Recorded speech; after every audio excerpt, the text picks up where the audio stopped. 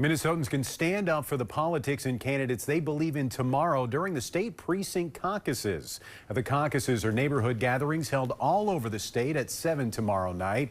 There are thousands of them in town halls, schools, and other public gathering places. Any Minnesota voter can attend a caucus of the party they most align with. There's speeches, non-binding straw polls for different races, determination of party platforms, and more.